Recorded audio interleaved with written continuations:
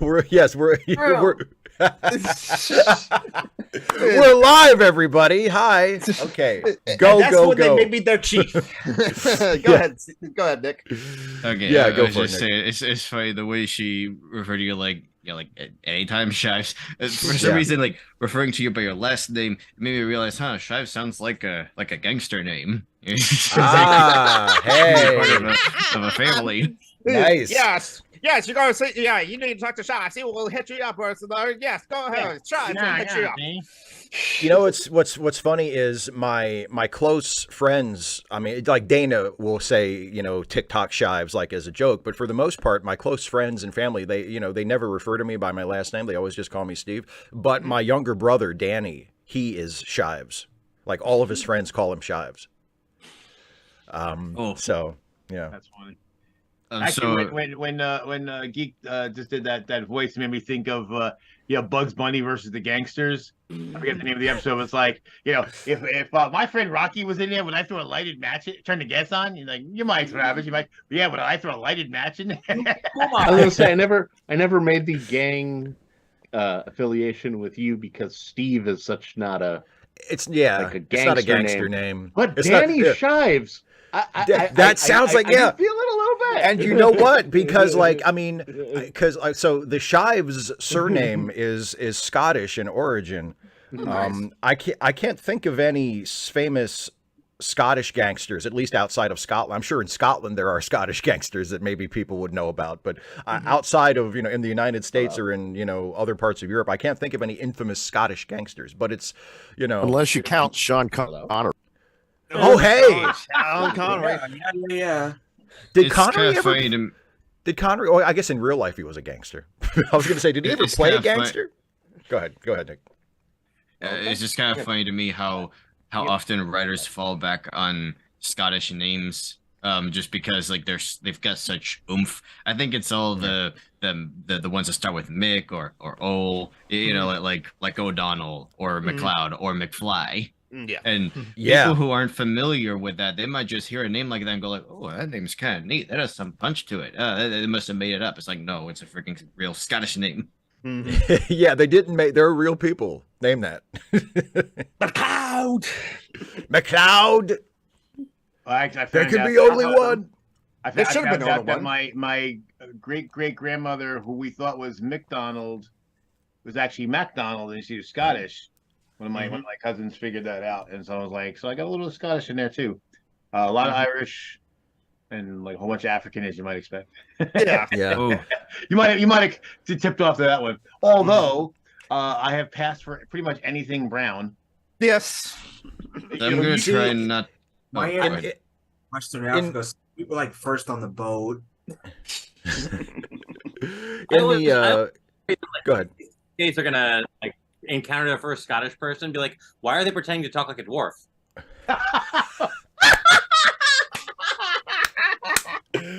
Well, this is kind of funny how like now like every time you see a dwarf in any fantasy thing, they always have a Scottish accent.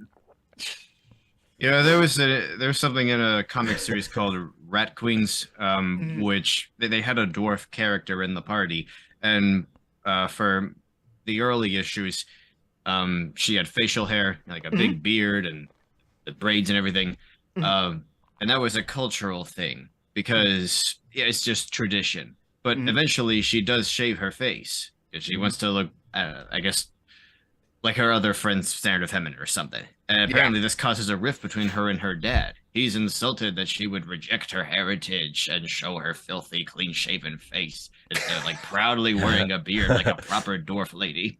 He didn't want her to reject her heritage. Ah, yeah. There we go. Now we're talking. I'm going to try not to talk too much for the rest of this, but there are two things that I want to bring up before I forget. I went to a convention recently where I met Jonathan Frakes. Oh, Yeah. I saw that. so jealous. The funny thing is, I'd hoped to meet him back in 2020, but you can guess why that con was canceled. Yes. So it's like since then, I've been hoping that John Frakes would one day come back to Maine. And I didn't even know he was going to be at this one. I just walked through the door, and there's his table right next to it. And I'm like, oh, okay. So in a way, it feels almost like I blinked, and then here I am, almost 4 years into the future, just like Wow. that. And yes, I did tell him about the Vulcan ambassador thing. For those who don't know or don't remember, touch is much more intimate for Vulcans than it is for us. So Right. in First Contact, which, no surprise, is Frakes' favorite Star Trek movie, Go figure. when Cochrane reaches out to shake the Vulcan ambassador's hand, he's essentially offering him a steamy makeout session. Yeah, exactly. And Vulcan ambassador is just into it. So I pointed that out to him, and then I know it wasn't intentional and it wasn't directed that way or anything. But Right. then the camera cuts back to the Enterprise crew, and you see Riker just smirking as if he knows. And it just made Did me you wonder, see how Cochrane many- give that Vulcan a hand job down there? Did you see that? It just makes me wonder. I wonder how many Vulcans he's literally bumped elbows with. I got to tell him that, and he laughed and said it was a good observation. Oh, that's awesome. The Yeah. second thing. Yeah, Sorry, the second I'm thing. almost done. No. The second thing. Sure, please. I won an award recently. I entered Awesome. something a few months ago called the Book Fest, and they had hundreds of entries. So there is no one first or second or third place winner. They're more like categories. And they tally up points, not just based on the quality of a work itself, but things like social media presence, how aggressively you market yourself, stuff like that. And unfortunately, those are not my strong suits. And my book only made it into the second place category. Oh well. But here's the thing. Nobody who submitted a comic or graphic novel, which I guess there weren't that many of, made it past second place. I don't think wow. they ever have. So I don't know, maybe they just don't judge comics by the same standards, or maybe a work like mine is utterly incomprehensible to them, or what, I don't know. But at least I made it as close to first place as someone with a graphic novel is apparently ever going to get. Yeah. Congratulations. Well done. Thank you. That's fantastic. Absolutely. Isaiah, you got your hand up. Yeah, I just wanted to show everyone the newest costume I got, cosplay. Yeah. Yes, it is that time of the year where everyone actually acknowledges that cosplaying is fun. Ooh. Yeah, I say that. That looks is really Oh, cool. hey, yeah. Nice. Yeah, so The yellow shoulders weirdly suit you. Mhm, It looks very slick. mhm. Yeah, that's really cool. I have the yellow shoulder jacket that I got for the Starfleet janitor video that I did, but I don't have like the full jumpsuit. I just have the top. and I got the tricorder. Oh, and and it lights up. That's cool. Doesn't You make know- any noises. Yeah, You know, that's a line that I considered using in my, what makes Star Trek video, but I feel like I've said that someplace before, that actually, like, the thing that really defines Star Trek and distinguishes it from other sci-fi franchises is that there are little blinky lights on everything. Yes. Sir, these points are Not even, blinking. not even Space 1999 has this. No. Yeah, the thing is, though, I prefer the old school black tricorder with the little camera. Yeah. little screen on it. You know, my favorite example of the little blinky lights on everything in Star Trek is in the episode when Data lost his memory and was like living on that planet, and it was like a pre-industrial age society, like a Renaissance episode. Europe society. And, Medieval Europe. yeah, and there's a scene at the end where like one of the villagers like swats him in the face with something, and it rips the skin off of half of his face.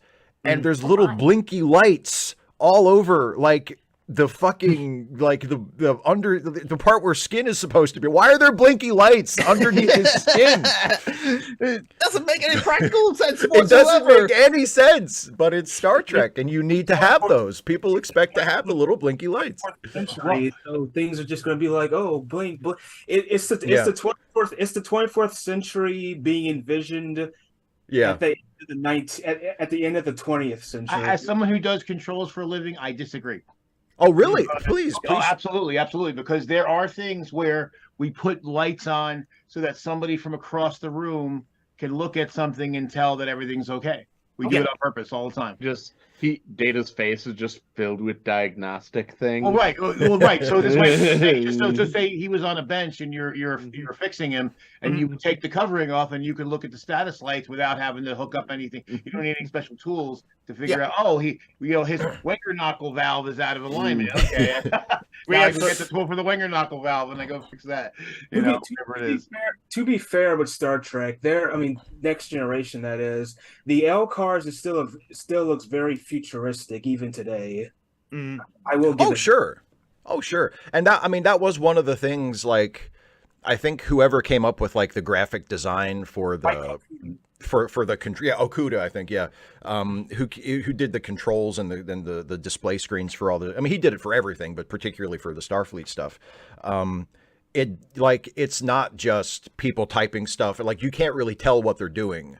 Like when you see characters in Next Gen and subsequent shows, like working control panels and stuff, like it looks like they're doing something. It looks organized and intentional, but it's like, it's not like a reference to anything in real life. The keys don't even have letters or numbers. It's just, I guess he knows what he's doing.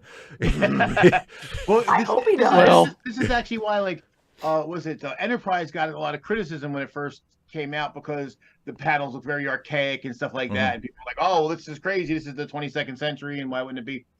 I actually felt very at home on that Enterprise because, again, here's one thing that people don't realize: like when you go off to space, you're not going to be putting bleeding edge technology in, because you're going to be out there away from maintenance things. You need a long way. You need reliability. You need something that's easy to fix, easy to diagnose, and isn't too complicated. So I was looking at it, I'm like, yeah, this is perfect. Again, as somebody who does this for a living, I'm like, no, this is perfect.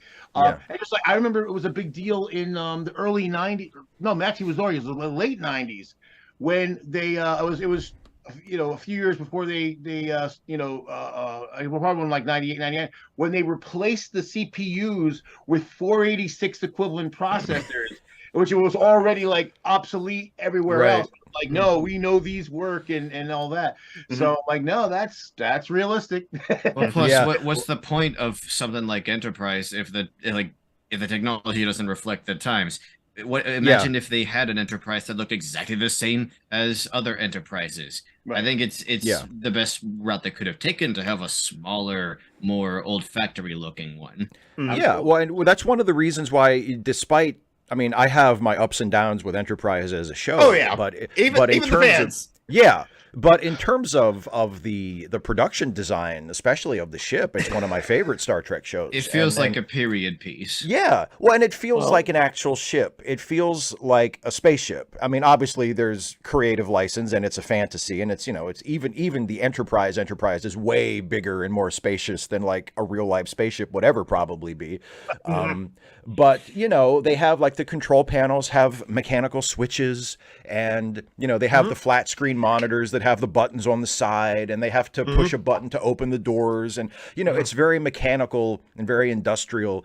And it feels like a real ship, and come on. You gotta love the LSARS interface. It's a little tacky, but the D is still my favorite ship interior. It has this whole ski lodge vibe. I picked up the role-playing game for Star Trek, and all of the books from like Next Generation on have like that look on the pages, which looks really cool. But sadly, it means that the pages just covered in black ink. If you're actually like using it as a book, you are going to get fingerprints all over it, and your fingers will be left with little black marks. It's a bad book. That's hilarious. You can do that in such a way that it doesn't. If they have glossy pages, yes, you're going to get fingerprints on anything that's glossy. But you can do that in such a way that the ink doesn't come off the page. That's They that's sure a didn't, bad book. though. They sure didn't, though. Well, that's the thing. And, you know, that's it's the same reason why the Enterprise from Star Trek 6 is my favorite Enterprise interior, I think, of anything, because like the control panels, it's like they're and you know, it's like it's a little thing. And you need more than this. Like, the story needs to be good. You can't just rely on it. But I like when things in movies and TV shows are tactile. And especially on a show like Star Trek, where the characters, you know, spend so much time at consoles doing stuff. Like, at least they can flip a switch. Like, that's I know what that feels like. I understand what that is. I mean, as much as I love TNG and I love TNG and I love, you know, like that era of Star Trek where it's touchscreen everything, but it's not super dramatic. Like, if the crisis of the episode is resolved by Data sitting there at a touchscreen and just going like that, that's not super dramatic. No. You know, but if you can at least like pull a lever or flip a switch, or you know what I mean, like there's something tactile to that I can understand. So I enjoyed that. That's also why I like in the Kelvin timeline movie, Sulu has a little gear shift, and when he pushes when the ship goes into warp, he pushes a little gear. There's also, again, that reliability issue, right? I mean, we're building this filter press panel for local sewage concerns, you know, municipal, and they, in addition, you know, we have it's all touchscreen and all this, but we have 6 hand switches on there for like the critical, like if the computer dies, they have a way that they can clear this thing out. Otherwise the material will set up like cement and it'll take, you know, weeks to chip it out. So they have this way to like, hey, the computer died, we can get around it. Or even if one of the components in the computer die, right? Because there's the brain, but then there's all the electromechanical interface modules, and if any of those wig out, you have to have some way to bypass it. So, I can't stay too long. Unfortunately, I have something going on this afternoon. But I do want to, you know, it is my, you know, my birthday's in a few days, and so I wanted to, you know, make sure I made an appearance. Birthday. Yeah. Wait, having a Halloween birthday sucked when I was a kid because no one wanted to like stay at a birthday party when they could go out and get candy. Half birthdays, celebrate your half birthdays. That's the workaround. But as an adult, it's cool because there's always a party going on my birthday. And you can show up and go, you did this for me. You didn't have to do this for me. And you tell people it's your birthday, and people who don't know you will buy you drinks. It's really cool. Nice. That's awesome. cool. I'm glad you stopped by. Yeah. So take care, everybody. It's always good to see you. All right, see you. All right, Isaiah, your hand's up. Yeah, I was gonna like, you know, as much as I like, you know, the L cars and things and like that, but I'm a real big fan of vintage computers and like electronics. You're like Tom Paris in that way, right? Because absolutely. 'Cause, like, because one of my favorite places is the Jet Propulsion Laboratory at their command center. Yeah. But you know, they have all the modern computers now, but I really like the old computers they had, like during the Voyager missions, they had all the lights and things. Yeah. I do I agree with Steve in that context. Like, I do like that, you know, people can like push buttons and like there's levers and things like I like it. Yeah. Because it's like I said, it's a reference that I think everybody understands. You know, and there's like, yeah, go ahead.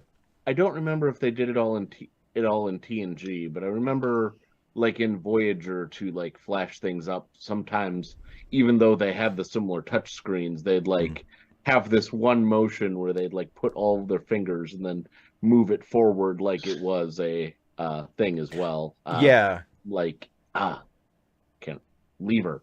Yeah. There was like, I remember, what was it in one of the early TNG episodes where I think it's that fucking the Naked Now, which is just a awful episode. But when at the end when Wesley is like saving the day by reversing the polarity of the tractor beam, and they have him where he's like at one of the wall panels and he's doing a thing where like he's tracing his finger along the path of like something in the diagram on the wall. And I've watched that episode a dozen times, and I'm like, is he actually supposed to be doing something? Or is he just like tracing it with his finger so he knows where it goes, and then he goes over here and does something? Because you can't tell, because it's all touchscreens. It's like when he drags his finger from here to here, is he changing anything? Is that some kind of input? Or is he just going, okay, it starts here and it goes here, but it needs to go here, so let me, I've never understood. And I don't know if Will Wheaton even knew what he was doing when he was acting in that scene, because it's like the third episode and they're still figuring this shit out, I think it now is So, just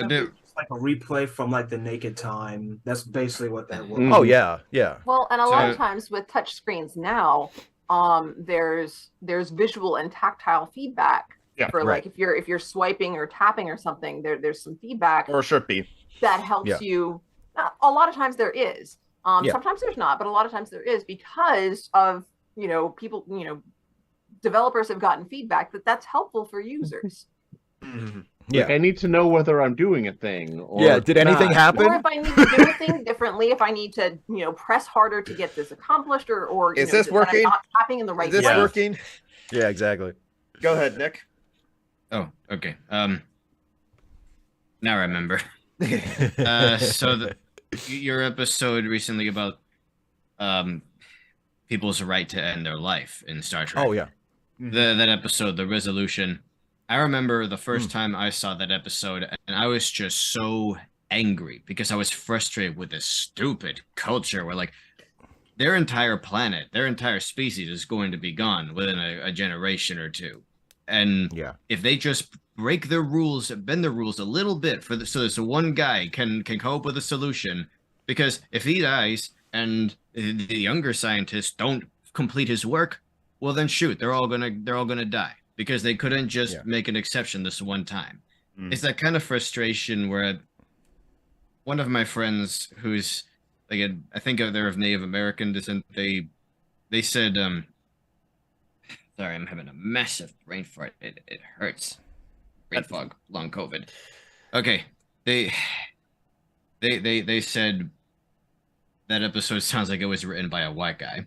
And I realized there are so many episodes like that, especially in TNG, where it's this like voyeuristic, like, oh gosh, isn't this culture so weird? Isn't this people that we made up just so frustrating and hard to deal with? And it almost feels sick in a way, like it's a zoo. Like we're just meant to see these people and be angry at them and want the smarty pants in the Enterprise crew to set them straight.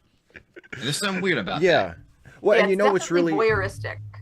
Well, and what's really interesting about that as an example, what makes that a good example is like, because I think the part that you're describing is probably unconscious on the parts of the writers who wrote that episode, because the ultimate intended message of that episode is actually one of tolerance and acceptance. And, saying like, even Loxana Troy eventually comes around and says, you know what, if this is what he wants, if this is the way his culture is, then it's not for me to question it and I will accept it. And if I care about him, I'll support him. And it's the ultimate message is, hey, but you're right. Like, they go from 0 to 60 in 0 seconds.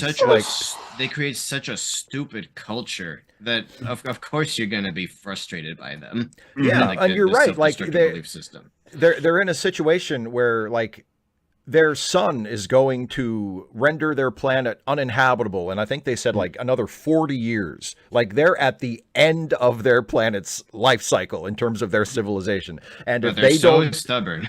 Yeah, and if they don't fix it like now, they might not ever be able to fix it, and their civilization is just going to die, or they're going to have to do some kind of mass evacuation or something, which apparently they aren't willing to do, right? Unrealistic. What kind of species would ever do that?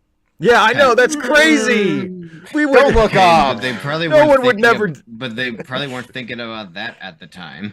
No, but like, so their best scientist guy, like, who is about to undergo his culturally imposed euthanasia, realizes, oh, my experiment failed, but I think I know how to fix it. If you can just give me a few more months, I can fix it. And they're like, nope, your birthday's on Friday. That's it. The thing is, I mean, there are ways to create a society, a dogma like that in a way that you can see. Sorry. Okay, look. One of the best ways to make a culture feel alive and rich very quickly is to give them a dogma, to give them some kind of religion. It could even be a very oppressive one. But you gotta take things from that universe, from that people, that makes sense, where it does kind of line up with how we act in the real world. And I can't believe I'm going to use this as an example, but it was a one continuity of Transformers from the IDW comics, where they had this order called the Functionists, and yeah, they were like a religious order that oppressed the whole species. You could just see it in the name, Functionism. The idea that your original natural-born alt mode determines your station in life. That whatever you turn into, that's all you can be. So if you turn into a mining or a construction vehicle, your fate is just manual labor until you break down and die. And people don't respect you, and say you turn into a fast car, well, then you're going to be some kind of celebrity, you know, and like guys who turn into jets and rocket ships, they'd probably be like the wealthiest, the highest, literally. So it gets to a point where in one timeline where apparently the Functionists won and screwed up their entire society, you had some who would cosmetically alter themselves with fake wings or cockpits or other kibble to blend in, to pass as like one of the higher classes. Anyway, everything I just described sounds fucking nuts. It's so stupid, but it works. You know, it feels like something that could actually happen. Yeah, and the idea of a culture that had like a expiration date, that scientist did not spend his last like year to 2 years, when he knew his expiration date is coming up, making sure that there were people under him that completely understood his work, is ludicrous. Yes. Oh, sure. It's one of those things because I mean that happens when you're not going to die. Just people planning for retirement. They know they're hoping to retire, and they make sure that somebody else can do the job. I guess what I'm saying is like, sorry, the resolution. My problem with it is that it comes out of nowhere. Granted, we only know these people for one episode, so there's only so much time to flesh them out. But they don't seem all that different from us. But that it kind of makes it feel like a vacuum. Like, okay, so basically everything about them is the same, but they have this one very strange belief. What is it a reflection of? And that's what I'm saying. Whereas some like, transforming robots who have this bioessentialist belief that the thing you turn into is all you're ever going to be. That's incredibly easy to grasp how that could happen. As trans people, we can definitely see that, like, in order to have the pass, we have to like dress up in a certain way in order to like be accepted as a real gender as well too. Then again, I'm a non-binary, so it's just like what's passing for non-binary is like open question as well too. You can't go wrong. Yes, exactly. I can be whatever I want, bitches. Isaiah.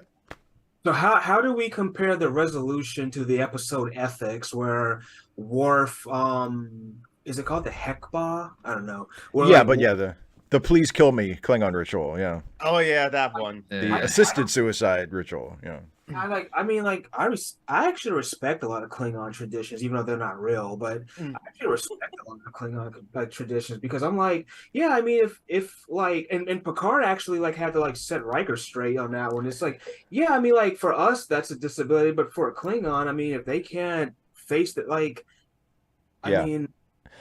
Despite everything I just said, we need to keep in mind that Klingons are not real. They were written by real human writers who didn't have to write that episode, who didn't have to write Worf that way or come up with that ritual at all.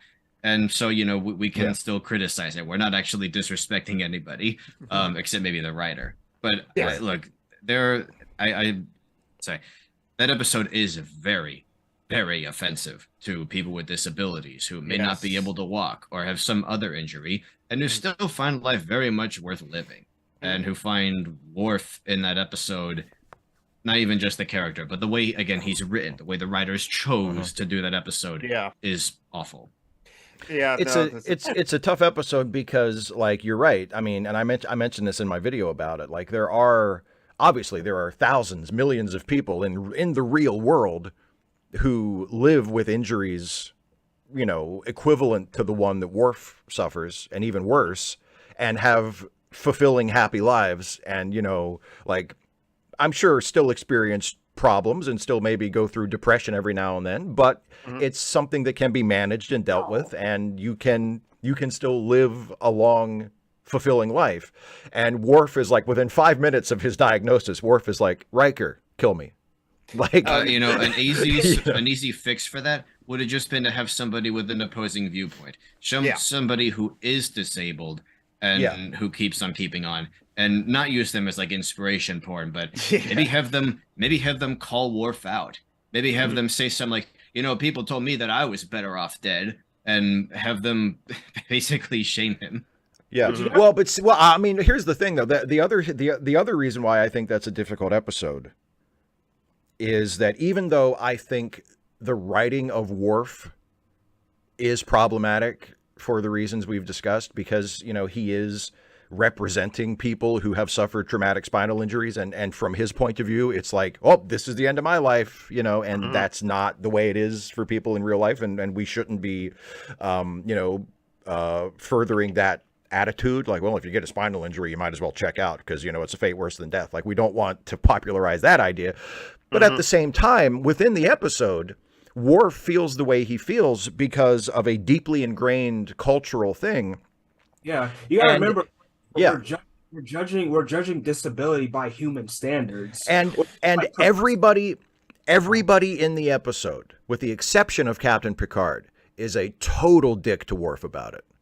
And I mean, a huge dick to Worf about it. And they guilt trip him relentlessly and shamelessly, like Counselor Troy, supposedly the head mental health officer on the ship, actually says to Worf, maybe you should think about someone else and stop being so selfish, to a suicidal person. I mean, it's like, what are you doing? Yeah. What are you doing? The key phrase there is within the episode. Yes, I'm taken care of in the space of one episode. So they don't have the opportunity to go into a lengthy exploration of how he comes to terms with this, which I'm hoping that they do with, is it Enterprise with Pike? Strange New Worlds. Thanks. I don't know about it, but I know that he's the one who has seen his future, and we know that from previous episodes, because this is a one going back, that he ends up with a severe injury, and yet does not choose to end his life. He continues, and he sees it, and it seems tragic, but he makes his peace with it because it needs to happen. But he needs to do what he needs to do. But we don't actually see him coming to terms with the possibility that maybe my life will still have value to me, and I will still be able to enjoy things and things like that. And I'm hoping they can actually look at that. Yeah, I mean, with Strange New Worlds, they've walked kind of a fine line with it, because dramatically, you want Pike's fate to feel grim, because that's what gives him his tragedy, and that's what makes him sort of heroic, that he is soldiering on in the face of it. But if you make it too grim, then it becomes ableist, and you're like, well, wait a minute, like, he's still alive, and he's and of course, if you're a Star Trek nerd, you know that ultimately he winds up on Talos 4 with the telepathic aliens that can make him experience whatever reality they can put into his brain, and he basically overcomes his disability by being able to experience life as a person who doesn't have to use a beep chair. So I just need to clear up. If I get particularly passionate about this sort of thing, not because I'm against people ending their lives or whatever, it's because, look, I'm autistic, and there is an agenda to eliminate us from the human gene pool, to isolate, whatever gene causes autism that, gets passed down hereditarily, and delete it, because people are just against the condition. They think that being autism is a fate worse than death. They would rather have a dead child than an autistic one. And so I see that, and I don't know, the whole Worf thing just reminded me of that. There are people who are trying to convince people like me day and night that we should check out because we can only screw up humanity with our bad genes. Which is kind of funny. I never read that episode saying that. Worf initially feels, but in the episode was sort of saying, and he's right. Right. Yeah. It's a reaction to this terrible revelation, to this terrible sort of diagnosis. But I don't think the episode is trying to say, well, and he is well justified in feeling that way. It's just sometimes that's how people feel in those circumstances. At least okay. Well, that's what's brought up in like this episode like 243 of like so it's just alchemy when I invited on Context Wrench to talk about like a disability. It happened to be like in disability pride as well too, and she had said it's like for someone was able-bodied but then get injured as were you can grieve. You can definitely grieve about the life that you used to have and something like that. But that grief should not turn into shame for the life that you now have as well, too. It should not be, you should not feel ashamed for like being disabled, which is part of the whole thing that people are disabled, and which is why also many disabled people choose disabled people as opposed to like people with disability, as we talked about in that episode as well, of the medical framing of like disability, where it's like, oh, this is a broken person, we must make whole. It's like, no, I'm just a disabled person, just please be on my way as I use my wheelchair or my cane or something like that. That sort of thing. Yeah. But again, it's like a 44-minute episode. Like there's so little time to like tell a story too. Exactly, and it's and the same thing with the resolution episode, with Dr. Timison. The episode is. It's clearly an allegory for something. It's about, especially in the 90s with, Dr. Kevorkian was, suddenly causing a lot of people to think about these issues, these end of life issues in a kind of national conversation that we hadn't really had before. It's like, gee, I don't know. Is it okay sometimes? Like, should we have some kind of method for medically assisted suicide if a person is in a particular situation? Should that be okay? And, Star Trek was kind of trying to weigh in on that. And, it's not perfect, but their intention was, okay, we're going to write a show about this issue. And there's a lot of stuff that they didn't get right sort of along the side of it that is worth pointing out and talking about. But like also understand like, okay, but that they weren't really aiming at that, like it would be better from now on if someone writes something similar today. Yes, you should learn from their mistakes, but like that's the point was, okay, we're going to do an assisted suicide episode and here's how we're going to get there. Anyway, I'm sorry that I got us stuck on that topic for. No, it's fine. Actually, in our private chat here, I noticed Sweet Candy Boys and Mad Brad had an exchange that I think is actually such a good idea. I wish they had done it in the episode. I think Nick mentioned like they could have had someone else, like another character, another disabled character, sort of talk to Worf about it, and they brought up Geordi, who is a regular on the show, who is a blind character who gets through life with an accommodation and is completely fine. He could have had go ahead. Was that after or before the episode where Geordi actually has a very similar conversation with a Romulan's like, oh yeah. if you were born in our society, they would have just murked you as a baby. Yeah, is that the one where they were trapped in the hole on the planet? Trapped together. Yeah. That was actually the early part of the series. That was season 3, I think. That was before that. So So it'd be like a similar situation. Like, no, man. Okay. No, man. Julian, your hand's been up for a while. Yep. Yeah, I just I don't know if folks saw this. I saw there was a bit of a backlash recently because Canada, which has assisted suicide, expanded the sort of range of eligible conditions to include various mental, including drug addiction, and there was a certain amount of backlash to that, which I understand well. I mean, my attitude sort of is, if someone who is otherwise thinking clearly has a sort of persistent desire to end their life, you should sort of defer to that, and whatever their reason is, unless it's kind of obviously like a symptom of some kind of other, delusion that's treatable. But people are uncomfortable with that because the state has decided here's a list of conditions that we can, and viable reason to end your life. And if you have something on this list, then it's okay to seek aid in killing yourself. Which, of course, right, don't be the wrong way. Okay, so now it seems like you're saying, well, we've determined that you might be better off dead if you have a drug problem. Yes, I think. Yeah, sorry. I think a lot of like. Sorry. I usually as neurotypicals wanting to like preserve their shitty culture, so they'll just remove anyone who gets in the way of that. It's so fucked up.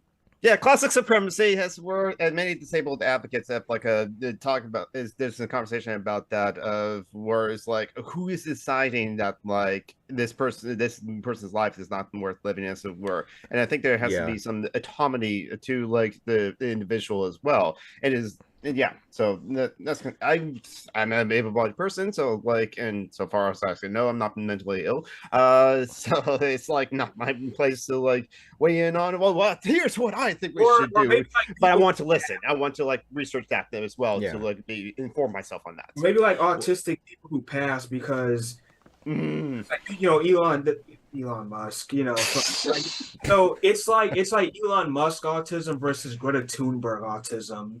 Neurotypical, you're going to get the Musk one because successful one. Part of why things are so crap for autistic people is because of people who do genuinely creepy or reprehensible or just stupid things, and then they say, "Oh, I can't help it, because I'm autistic." And then that paints a picture that, that's just what they're all like, I guess. No, that doesn't like which is bullshit because I mean I think most people who think about it for 10 seconds would realize it's bullshit because I mean there are who even knows how many people who have some form of autism who don't act that way or do those sorts of things, and there are so many more people who are neurotypical who do those kinds of things. And like also, what is also like if I'm a creep to somebody and I violate somebody's boundaries or whatever, I mean I can't help it, I'm neurotypical, sorry. Or what do you expect would happen when there's a party of 4 men and something like that? If we put it another way and something like that, I'm a man, boys will be boys. No, that's not an excuse. Exactly. It's one of my I'm gonna do a MacGyver video about this episode one of these days because it's a great episode, but it has a really great moment in it. It's from I think season 3. Where it's the Nikki Carpenter season, which I think is season 3, but Nikki Carpenter was only in the series for 1 season, unfortunately, because she was a really good character. But it's MacGyver and Nikki go to this European country, and I think it's the one where they're looking for the psychic. There's like a Russian psychic who is trying to defect, and MacGyver and Nikki have like gone to find him, and they're looking for like a downed satellite, and they're trying to beat him to the satellite, and then he defects. But anyway, there's a scene where like there's like a camping scene where MacGyver and Nikki are sleeping next to a campfire overnight, and then they wake up in the morning. And of course, MacGyver's already up and like making breakfast on the campfire and stuff. And Nikki wakes up and she looks over at MacGyver and there's like a sort of a sexual tension between them. And she says, "Well, I must say, MacGyver, you were a perfect gentleman last night." And MacGyver just kind of sighs and shakes his head and he says, "It's incredible. I don't know how, but I controlled myself." And I'm like, right, it's that fucking easy. Like the lowest bar. Just fucking control yourself. It's not that hard. Before I forget, this is just a completely wacky random thing, but another thing I think is fun in fiction is coming up with ways for radically different beings to empathize with each other or to realize they have more in common than they thought. And I'm to use Transformers as an example again. Look, IDW is a good company. They have good writers. They're just that good. Well, you have to understand that like in some takes on it, they don't view organics as alive. They have this V'ger thing going on where they think machines are alive. Machines have souls. But things made of meat and goo, like, ew, that's the stuff you scrape off the bottom of your shoe. That's not alive. That's just an awful crude imitation of life. not like us machines who are eternal and clean and pure. Anyway, that's how some Transformers view organics like us. Except there's this moment where Soundwave, one of the bad guys, a human explains to him in the midst of a hectic scene that we humans have electrical activity in our brains, that our synapses are essentially circuit boards. Yes. And that moment, it clicks with Soundwave like, wait, your brains are electronic? You're basically computers? Oh my God, you are alive. You're just like us, just made of different materials. That's great. He had the epiphany. Has everyone, Nick, they're made of meat? It's a very short by Terry Bisson. The short story "They're Made of Meat" by Terry Bisson. Exactly. That is exactly what I was thinking of. It's so good. Just start calling people meat computers. Yes. That reminds me also of that short story from Clark's World, The Things, which shows the Thing from the Thing's perspective and how it views us of separate beings. And it like tries to figure us out because we're just so strange to it. The idea of consciousness not being spread all throughout the entity and shared between entities, but being centralized in this tumor-like clump of cells in this one vulnerable, easy-to-strike part of the body is just bizarre. Did you know that these creatures can actually make music by squirting air through their meat? Yes. multiple orifices. Why would you talk about something like that? That's just gross. That's gross. Meat computers. That sounds like a cool name for a band. Well, I mean, we're all just tubes at the end of the day. We're just a point A and a point B and a bunch of stuff built around it. I mean, we are all just like a meat mechs for our skeletons, as it were, anyway. So think of it that way. Exactly. So you just reminded me, but someone had a funny mental visual of like a baby basically being a pilot in a mummy mech suit. Oh my God, there was like this like beat 'em up arcade game, Captain Commando or something like that, and it did had like a baby controlling a giant robot, as it were, and you beat up like other guys with it. So it's like, no, I have seen images like that before. And in Fortnite, there's also like a kitty cat that's like Kit that like also pilots like a robot too as well. So yeah, that is one of my other favorite tropes when it comes to horror or like Cthulhu stuff. When they try to imagine the other side. Or like the membrane connecting different worlds. And you just imagine like the whole world being alive, the whole world being made of flesh, like the walls are meat, the floor is meat, everything stinks. It's just fascinating. Yeah. Hey, it's also like that time of the year. Like, does anyone have any favorite like spoopy movies or like slasher films or like thrillers and stuff like that? I would just quickly mention Perfect Blue is still my favorite, and I still love that episode that you and the Sea Shives, you were Sea Shives. You and Sea Shives. I was there. I was there. Jason but what's funny about that, Geek, is that that actually is I mean, it doesn't seem that Halloween-y, but if anything, it's much scarier than like most monster movies because somebody like a person stalking you could actually happen. Oh yeah. Especially like I said, I like Terminator because like to me that's kind of like a horror movie. There, it's format. And also the secondary villain of Perfect Blue is a real thing that happens with managers that are willing to exploit your mental welfare. Yeah. Yes. Well, and and with the manager, spoilers for anybody who hasn't seen Perfect Blue. If anybody is watching this and hasn't seen Perfect Blue, it's a really good movie. It's a really good movie. I do recommend it, and we recommended it on the show. But the manager character who turns out to actually be the villain, who is actually responsible for what's been going on. That is such a smart misdirect too, because like for most of the movie, because they give her like they clue you in on just enough of her backstory, so okay, she used to be a pop star when she was younger, so a lot of what she is doing or thinking about or feeling regarding the main character who is a young pop star, like you think, oh, she's being protective and she doesn't want her to suffer the same things that she has.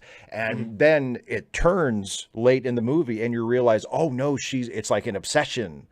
You know, she's like living vicariously through yeah. her. Like all those and it twists everything around. Yeah. Yes. But yeah, it's really. But then, really then it also done. asks the question: well, shoot, could she be like that when she gets to be at that stage of life or whatever? I gotta say, the prejudice against anything that is drawn versus like filmed on camera is real. Because one of the most common sentiments when that film was released, so many of the reviews said, it's a gripping story. It's really good, but why would they waste it on an animation? Wouldn't it be more adult if it was live action? Wouldn't that be more appropriate? Yeah.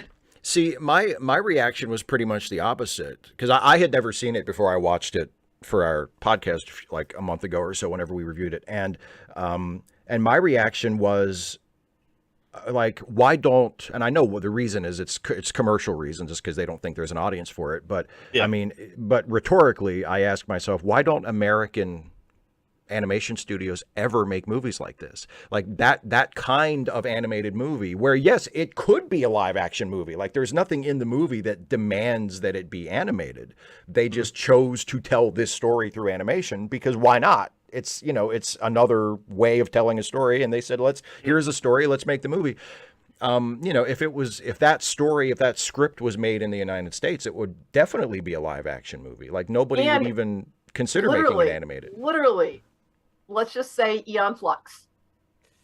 Oh yeah. Because it was animated and they made it a movie and it was live action. Yeah. And you know what? I think there's also things like Family Guy and South Park and all these adult animations that are just nonstop crude sex jokes and stuff. I think that's hurt adult animation away. True. Because that's not mature, not really. It's very, it's crude. I wouldn't want a kid to watch that. Actually. But what's it saying really? It's not intelligent the way something like Perfect Blue. You could argue that with The Simpsons, which definitely does have some intelligence. But I think that's also connected to the way that we view comedy in general. We view comedy as being, less than, a dramatic story. And I guess what I mean is just edginess. I think there's a lot of adult programs out there. I'm sorry if those were poor examples that just try to be as dark and weird and edgy as possible, as if they're like screaming, "Do you take us seriously now? Do you believe us now when we say that animation is for grown-ups?" When they're not actually being grown up.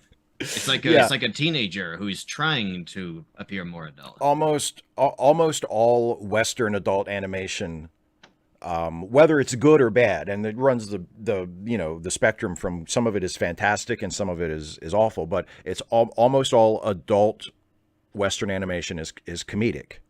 And that's a shame, because not that there's this, you get The Simpsons, you get Futurama, you get King of the Hill, some really, really great shows. Bob's Burgers, I'm a huge fan of, and those shows are different from each other, and it's not like you're just getting the same version of the same show over and over again, but it's all comedy. And it's a shame that there's not a place in Western animation for movies like Perfect Blue, where it's a serious, dramatic story. It's told at a level that is appropriate for adults. It's not a kid's movie. It's not aimed at kids, but it's done through animation. Like that kind of movie just doesn't exist, except in international, film industries. Well, even then, like TV shows, I don't think we have a serious drama, like a procedural or something like that presents itself as not a sitcom that is animated and aimed at adults. And I think that would be an important stepping stone to working toward, full-length feature films.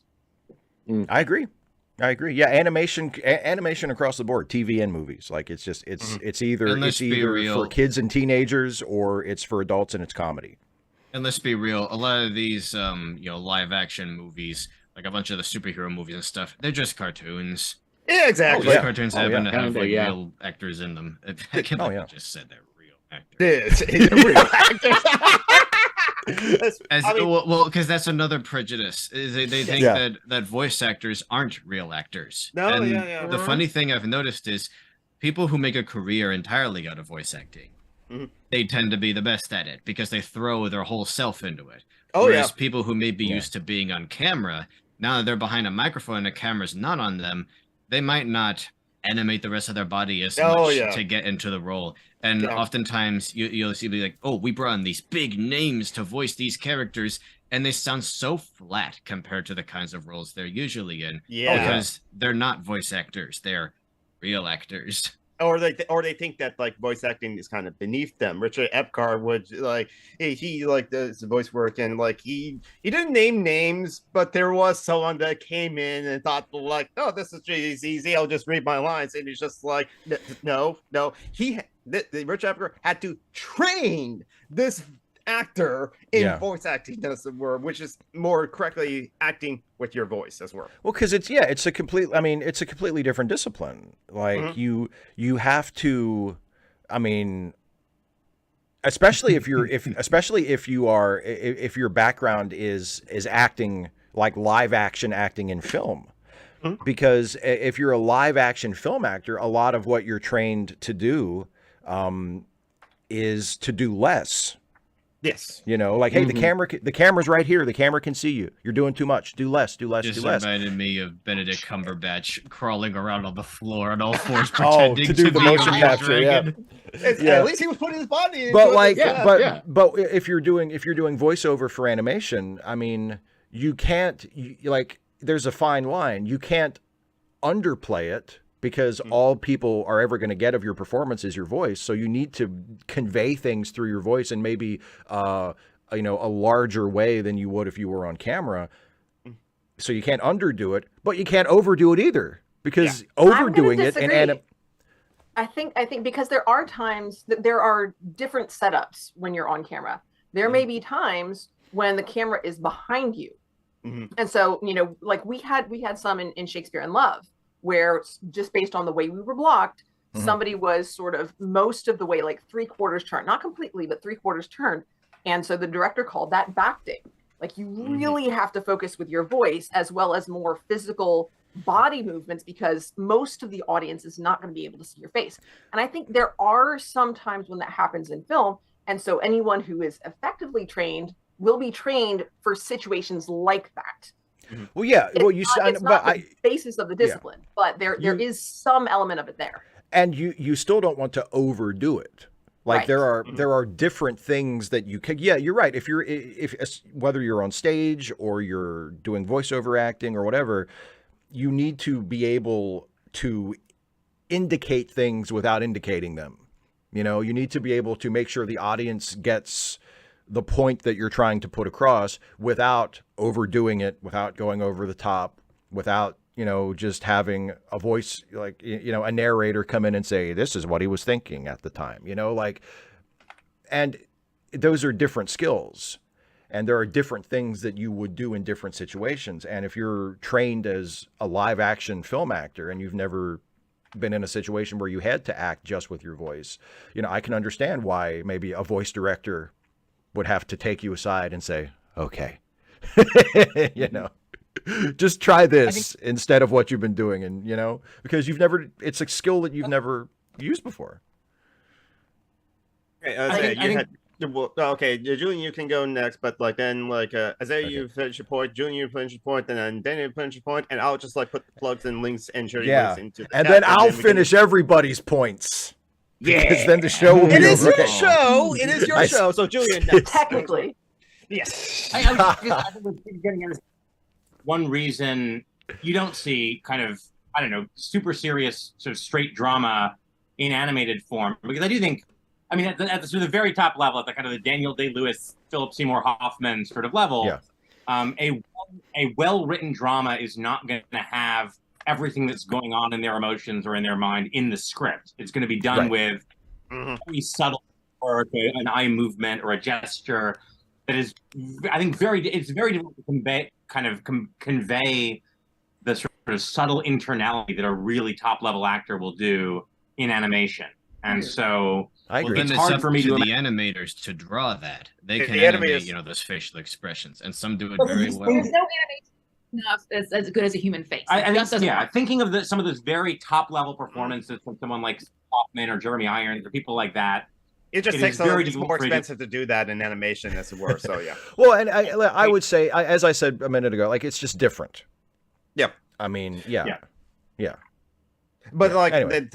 But like anime, there's one of the recommendations that for animators that are serious about animations, take acting classes, as it were. Even if you are not a good actor, as it were, you will learn a lot by human movement, as it were, in acting classes and do that animation. Looking like the Incredibles in that scene where Frozone's like, "Honey, where's my super suit?" And look at his movements, as it were. You can definitely see someone in real life going, "Where is my super suit?" As it were. But see, and even that though, I mean, that's they convey a lot through the body language there. If a live action actor did that, it would be entirely too cartoony. You'd be like, no, you can't. That's clownish. That you can't do that. I guess what I'm you get away with it in animated. With animation, with bringing to life a character like that, it becomes a team effort. Yes, it doesn't all fall upon the performer themselves. Okay, Isaiah, you get the chance, and Daniel will close out the show. Well, Steve will close out the show, but like Daniel will make our point. You're goddamn right, I will. Isaiah, I'm just curious. I've never watched Scream before. I've never seen it. Scream? The original? Scream's a good one. Yeah. Yeah. I'm so old. I saw it when it came out in the theater. Okay. I saw Scream. You kids don't know about movies. You know, the guy who wrote it also wrote the Dawson's Creek. Steve, you're not that old. I'm not. I'm old enough to have seen Dawson's Creek, though, and I watched it religiously for like the first 2 years, and then I kind of fell out of it. I was like, I'm not really into this anymore. But anyway, I love Dawson's Creek. And John, do not make a white girl reference. You made it for me. Dana, you have a point? So yeah, I was thinking of another good example of someone who is acting primarily with their voice and possibly body movements would be Claude Rains in The Invisible Man, which we watched this morning. Yes, that's right, and that's the reason that James Whale cast Claude Rains. Claude Rains had only been in one movie before The Invisible Man. He was a stage actor, and he had done one movie in 1920. So of course it was a silent movie. His first major film role was as The Invisible Man, and James Whale cast him because of his voice, because he said whoever plays this role will need to create a presence just through his voice, because we don't actually see his face until he's dead in literally the last shot of the film. And that's how Claude Rains There's got no the part. acting going on. Yeah. So. I mean, a point in our in chat as well. I love that. Nat Brad said no casting director would have cast Kevin Conroy and Mark Hamill as Batman and Joker, and yet, but Andrea Romano, Andrea Romano was the casting director, and she has absolutely. I mean, she casts Ed Hasner as Granny Goodness in the Justice League Unlimited cartoon. You know, actually, Andrea Romano is a really good example of, because if you look at the cast list of Batman the Animated Series, oh my God, there's so many great actors there. Almost all of the major characters are played by actors who before that were not primarily voiceover actors. You know, a lot of people, no big movie stars. I think the problem that we ran into, you know, in terms of voiceover actors not getting parts in, you know, TV shows and movies more recently, is the studios started putting stars in because they thought, people will go see the movie if they hear that, you know, all these famous people are doing the voices. And they cast for that. And Andrea Romano cast for the part. You know, she chose Roddy McDowall as the Mad Hatter, not because not to pull in the Roddy McDowall fans. You know, it's not like she was saying, the Planet of the Apes people are going to watch us. You know, she didn't care about that. She just thought he was right for the part. People of Night Court will watch Batman the Animated Series for I forgot the actor's name. Richard Mole. And may he rest in peace. Yes. Yeah. I do hear that Beauty and the Beast got a lot of musical theater people when they got Angela Lansbury and Orbach. I forget his first name. Oh, Jerry Orbach. Jerry Orbach. Jerry Orbach. That's right, buddy. Which is a joke, because absolutely, yes, the musical theater maven. But actually, that's like one of the things that like a lot of the anime voice actors are either like musicians, which is kind of useful because like you got and then 2 silent beats, and then you answer the line, because for anime you are dubbing over lines that already existed, so the lip flaps are always there, so you have to like match the lip flaps. And for Voltron, they even just had a stopwatch. This line is 8 seconds long, so there's someone in the studio with a stopwatch. It's like, it's under 8 seconds. There we go, we got it. But like also, but a lot of the anime voice actors are also theater actors, so they kind of like they do all the things too. And though they just like they do that, but do it in voice, and they can't go outside this one box, so they have to think there.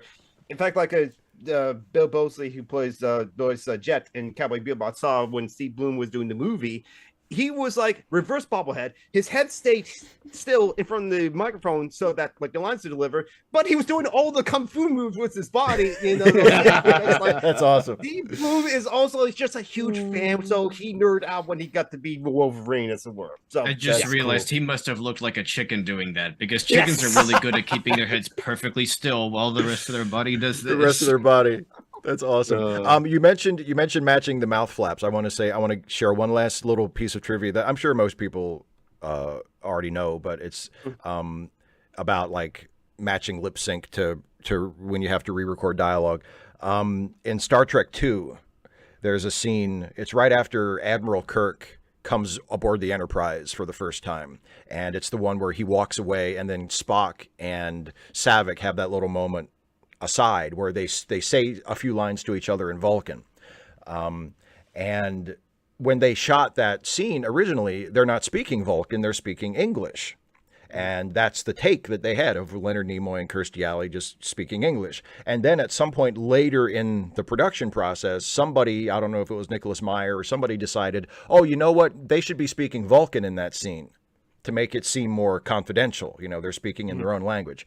So they had to, somebody got the great job of having to write a 2 Vulcan lines that still matched the English lip sync of Leonard Nimoy and Kirstie Alley. And then Leonard Nimoy and Kirstie Alley had to go and loop those lines in Vulcan and match their English lip sync. And if you watch the movie, if you don't know, if you didn't know that already, you cannot tell. It looks like they recorded it that way on the day. The lip sync is perfect. Because they came up with Vulcan lines. It's like, I think that's the first time, other than maybe a few words here and there, like it's the first time you had ever heard Vulcans in Star Trek like actually have like a conversation. Just thinking about the process though, I feel like I almost had a stroke.